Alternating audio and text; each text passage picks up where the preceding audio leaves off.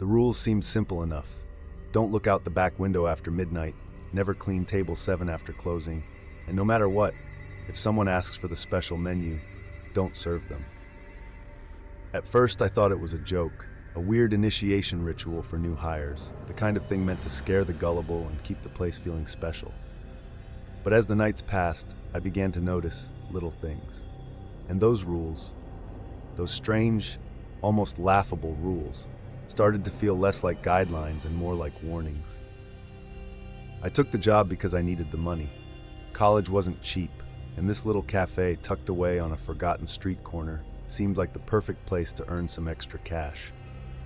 It was small, quiet, and always short-staffed. The manager was eager to hire me. He barely glanced at my application before sliding a uniform across the counter. "You can start tonight," he said. "Just make sure you read the rules." His voice was steady, but there was something in his eyes, something uneasy, like he was daring me to question him. I remember laughing when I first saw the rules. They were handwritten, framed on the wall by the staff room. Who does that? Rules like always leave the lights on at table 7 and don't stack the salt shakers after 11 p.m.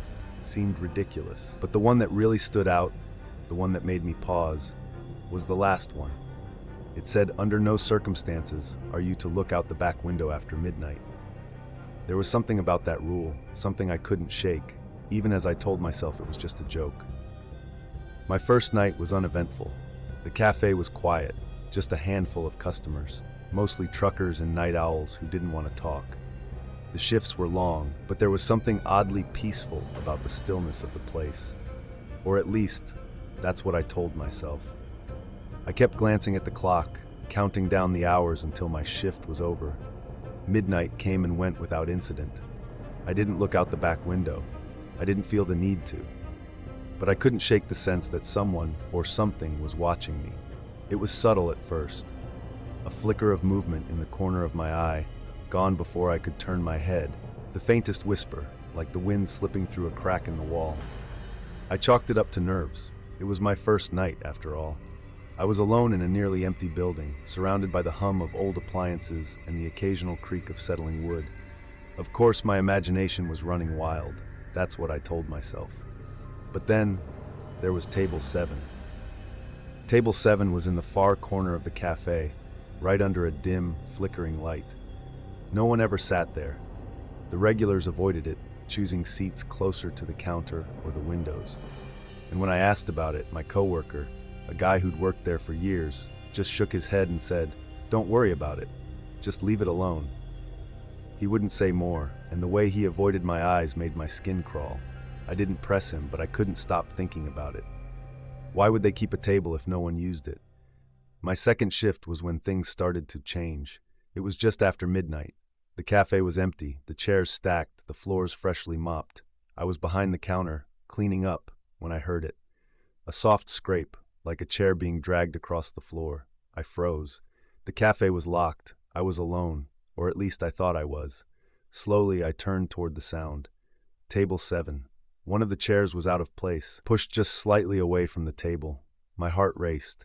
I told myself I must have bumped it earlier, but deep down, I knew I hadn't touched it. That's when I noticed the air. It wasn't just cold. It was heavy, like the atmosphere had thickened around me. I could feel it pressing against my skin, making it hard to breathe. And then I saw it. A single salt shaker, sitting perfectly in the center of the table. I hadn't put it there. I knew I hadn't. But there it was, gleaming under the flickering light. My hands shook as I picked it up and placed it back on the counter. I tried to laugh it off, but the sound died in my throat. That was the first time I felt it, that presence, like someone standing just behind me, watching, waiting. I spun around, but of course, no one was there. The cafe was empty.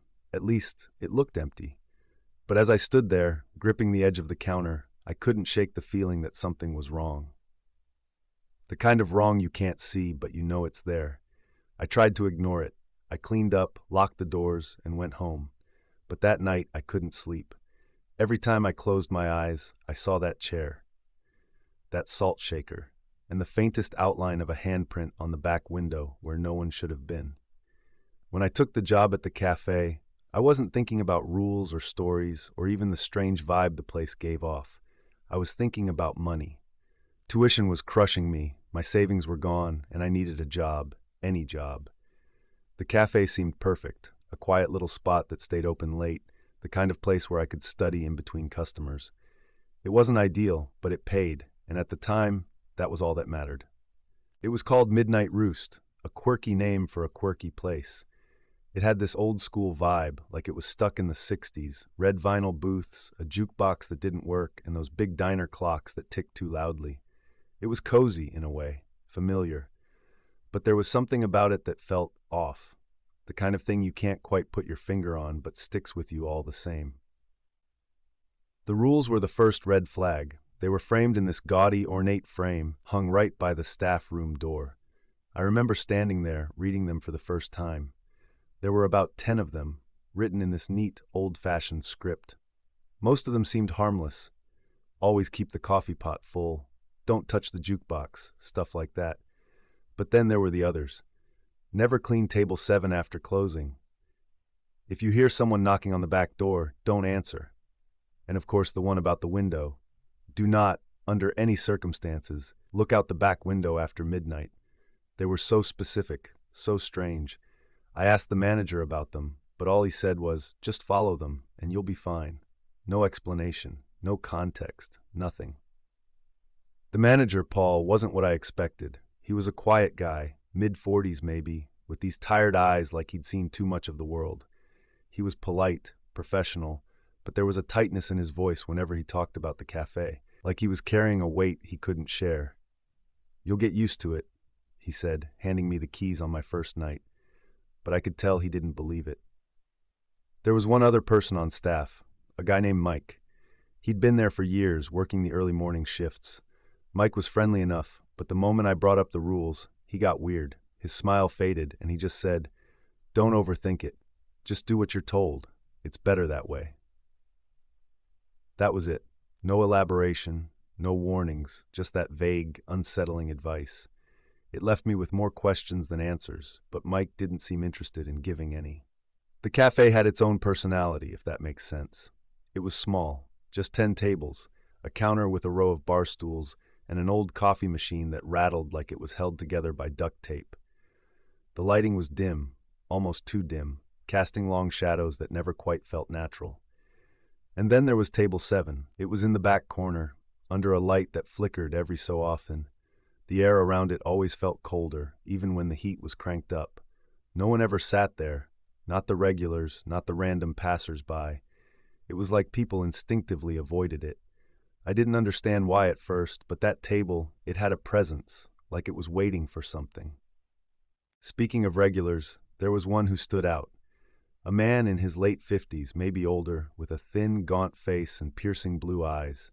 He came in every night like clockwork, always ordering the same thing, a black coffee he never touched. He'd sit at table 7 for hours, just staring out into the room, not saying a word. I never saw him eat. I never saw him drink. He'd just sit there, motionless, until the clock struck 11:59.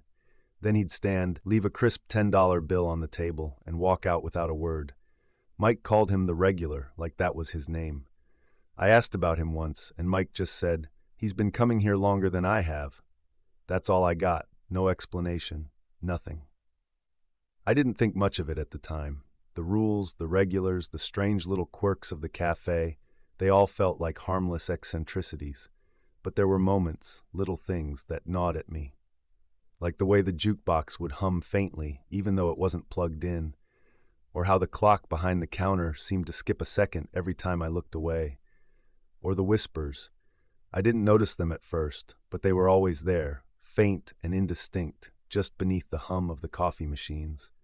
I told myself it was my imagination, but deep down, I knew better. I took the job because I needed the money, but the more time I spent at Midnight Roost, the more I realized this wasn't just a job. It was something else entirely. Something I couldn't explain, no matter how hard I tried. And as the nights went on, I started to wonder if the rules weren't there to protect the cafe. Maybe they were there to protect me. My first night at Midnight Roost had been strange, but nothing could have prepared me for the second. That's when I started to notice the cracks, the little things that didn't make sense, the moments that sent shivers crawling up my spine, even when I couldn't explain why. It was subtle at first, almost like the cafe itself was testing me, waiting to see how far it could push before I broke. It started around 11:30. The cafe was empty, just me and the hum of the appliances. I was wiping down the counter when I heard it, a faint whisper, so soft I wasn't sure I'd heard anything at all. It came from the storeroom, just behind the kitchen. I froze, my heart pounding in my chest. The door was locked. I'd checked it earlier, like I always did. But there it was again, a low murmur, like someone speaking just below the edge of hearing. I tried to ignore it at first, telling myself it was the wind or the old pipes groaning, but the sound didn't stop. It grew clearer, like words I couldn't quite make out, spoken in a voice that didn't feel human. My hands were shaking as I grabbed the keys and unlocked the door. The room was empty, just shelves of supplies and the faint smell of coffee grounds. But the whispering? It stopped the second I stepped inside, leaving only silence. I thought that would be the end of it, but then, as I walked back to the counter, I heard something else, a soft, rhythmic tapping coming from the direction of table 7. It was faint, almost like fingers drumming lightly against the wood. I turned, expecting to see someone there, but the table was empty. The chairs were all perfectly in place. Still, the tapping continued, steady and unrelenting, until I was standing right next to it, and then it stopped. After midnight, the cafe seemed to change. It wasn't just the whispers or the tapping, it was everything. The air felt heavier, colder, like stepping into a room that had been shut for years. The clock behind the counter, one of those big diner clocks that ticks too loudly, started to slow. At first, I thought it was my imagination, but the second hand would stick, hesitate, and then jump forward, skipping seconds entirely. It was subtle, but it was enough to make me feel like time itself was bending around me. The customers, too, started acting strange. There weren't many, just a few night owls drifting in and out. But one woman in particular caught my eye. She sat at a booth near the front, eating her meal in reverse. It wasn't just that she started with dessert. She was eating backwards. She picked at scraps of food on her plate, moving in reverse until her meal was untouched, pristine. I didn't know whether to say something or pretend I hadn't noticed, so I just stood there watching in silent confusion as she left without a word. And then there was the special menu. I'd seen it once, tucked behind the counter. It wasn't part of the regular offerings. No one ever ordered from it, or so I thought. But every time someone even mentioned it, the air around me seemed to drop a few degrees. I'd hear the faintest creak, like a door opening somewhere in the distance, even though the cafe was locked tight. I asked Mike about it once, but all he said was, "Don't worry about that menu. Just make sure you never use it." His voice was steady, but his eyes told a different story, one I wasn't ready to hear. By the third night, my curiosity got the better of me. The rule about the back window had been gnawing at me since I'd started. It was so specific, so strange. Why not look? What was the worst that could happen? The cafe was empty again, just me and the hum of the coffee machine. The clock struck midnight and my pulse quickened. I told myself I'd just take a quick glance, nothing more. No one would even know. I walked to the back of the cafe, my footsteps echoing in the stillness. The window was small, frosted with grime that hadn't been cleaned in years. My breath fogged the glass as I leaned in, peering out into the darkness.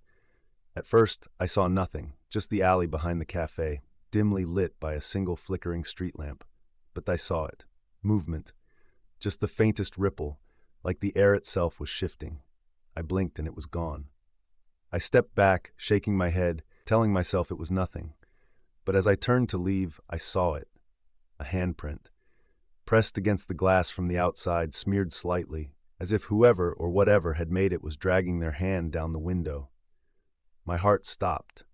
There was no one out there, I was sure of it, but the handprint was fresh, the lines of the fingers perfectly clear.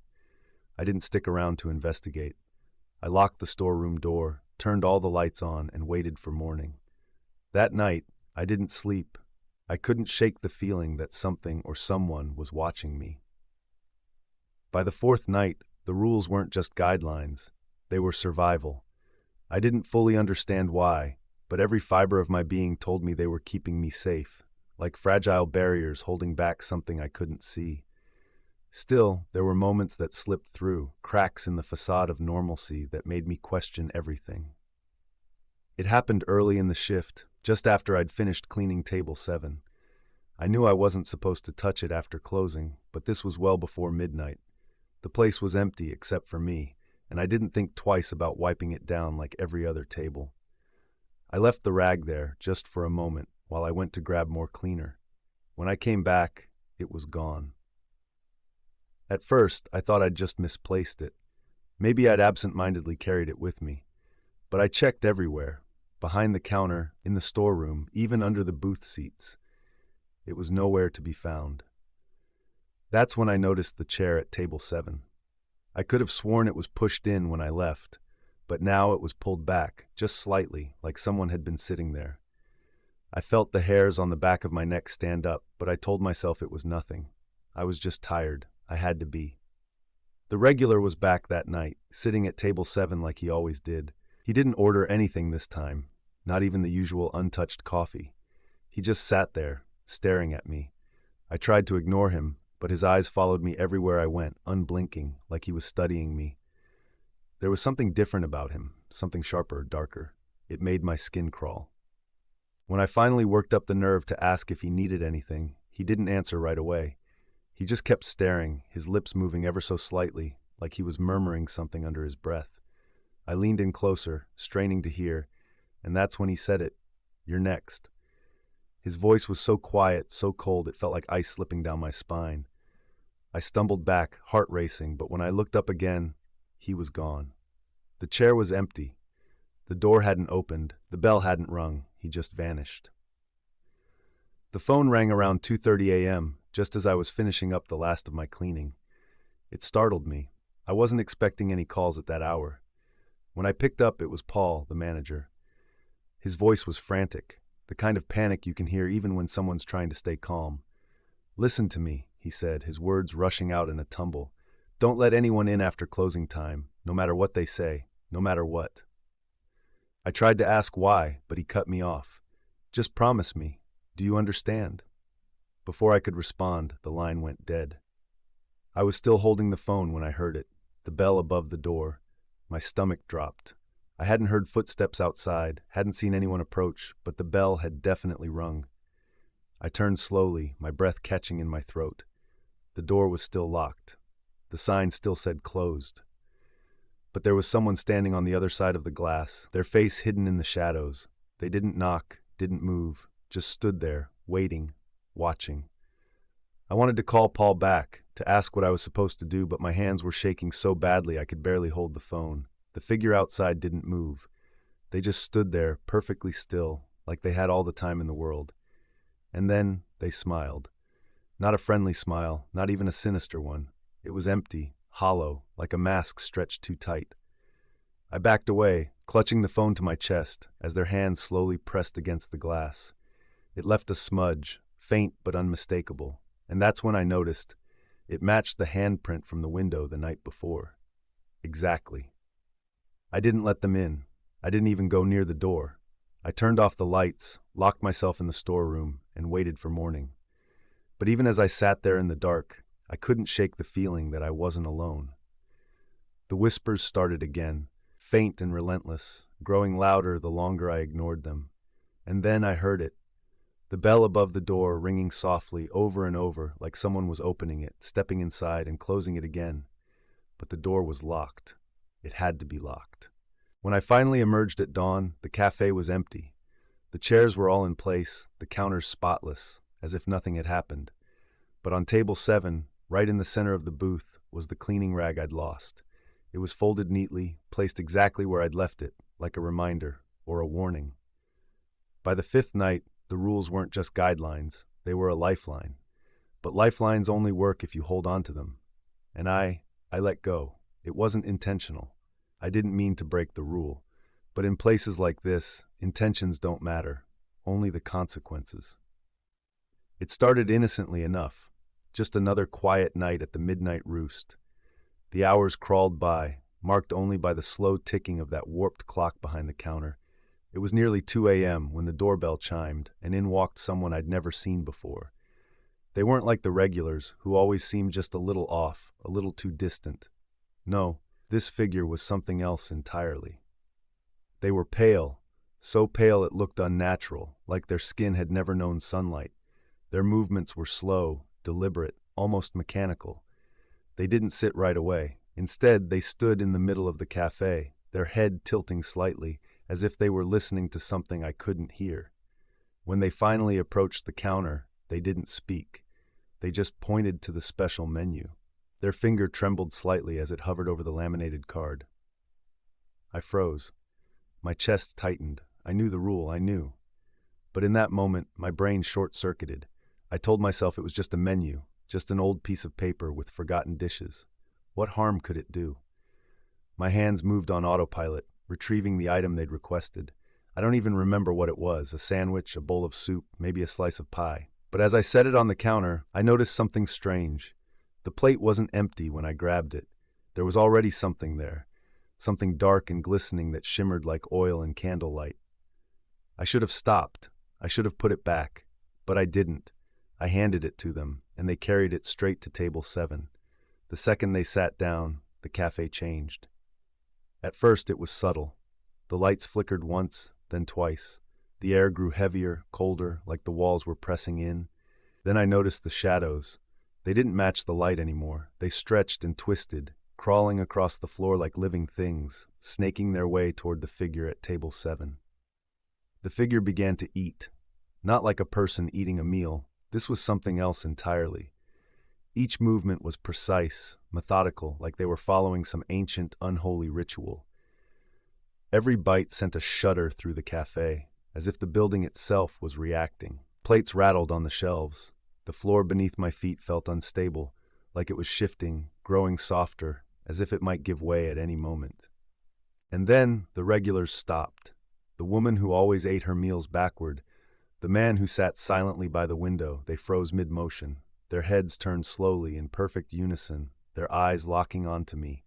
And then they spoke, not in their own voices, but as one, in a whisper that echoed like a scream. "You've opened the door." The storeroom door creaked open. I hadn't touched it. It shouldn't have opened. It was locked. But it did, swinging wide with a groan that seemed to reverberate through the entire cafe. From the darkness beyond, something emerged. It wasn't a person. It wasn't even a creature. It was wrong. Its body was a grotesque patchwork of objects from the diner, plates stacked like a twisted spine. Forks and knives jutted out at impossible angles, forming spindly limbs that scraped against the floor as it moved. Its head, or what passed for a head, was a cracked coffee pot, filled with something black and swirling that glinted with malevolence. It dragged itself forward, its movements jerky and unnatural, yet impossibly fast.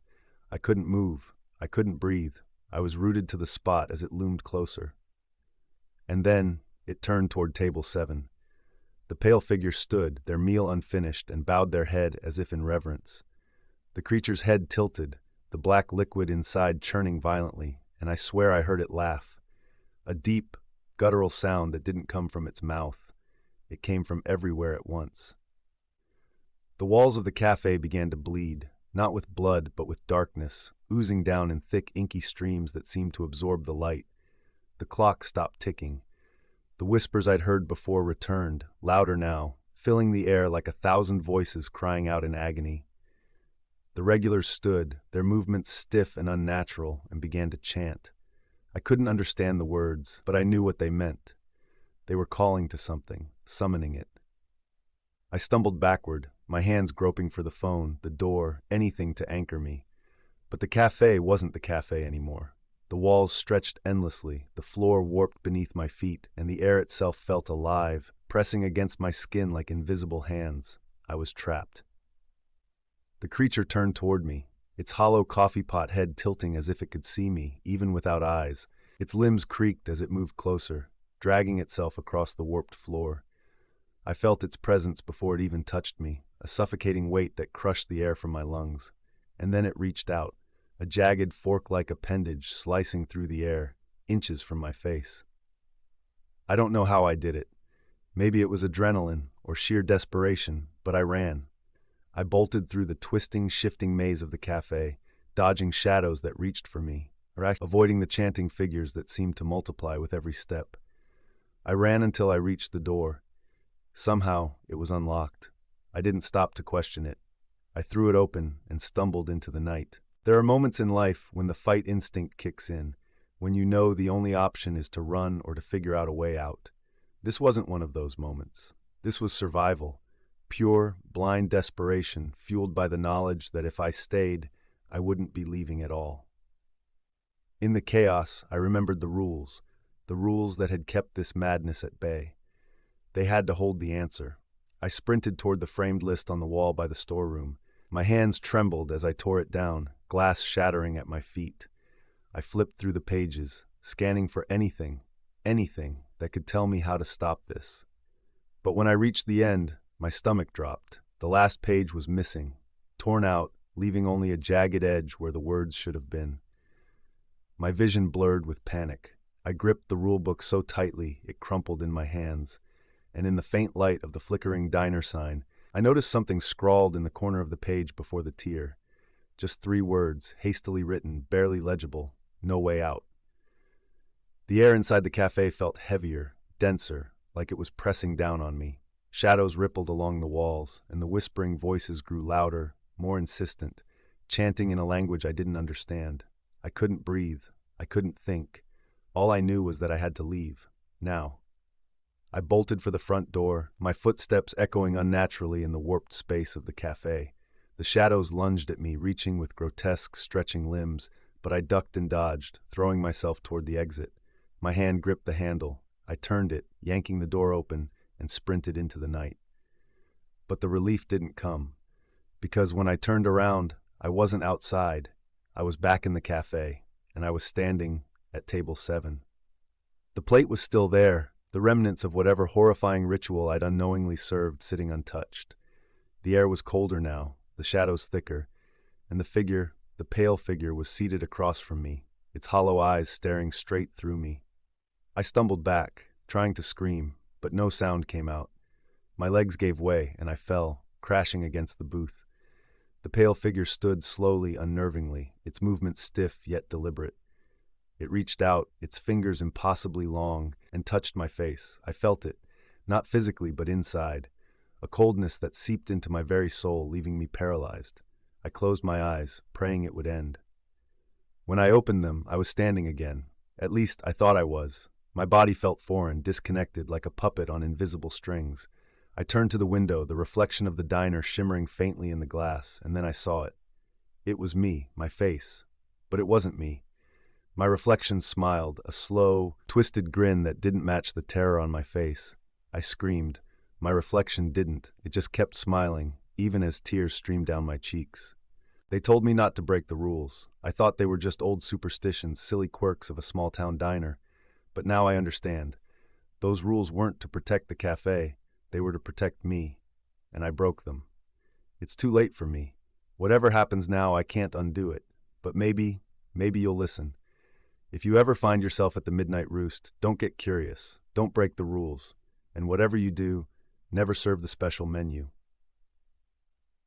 You've heard my story. You've felt the weight of what happened in that diner, the price of curiosity, the price of defiance. If there's one thing you take away from this, let it be this. Rules exist for a reason. Sometimes they're the only thing standing between you and something you can't understand, something you don't want to understand. Maybe you think you'd do better. Maybe you'd follow the rules, keep your head down, and make it through the night unscathed. Or maybe, like me, you'd let your curiosity or your skepticism lead you to places you were never meant to go. If you ever find yourself working a night shift, whether it's at a diner, a gas station, or some little hole in the wall you've never heard of, read the rules carefully, and then follow them. No matter how strange they seem, no matter how harmless they sound. Because sometimes, breaking a rule isn't just about consequences.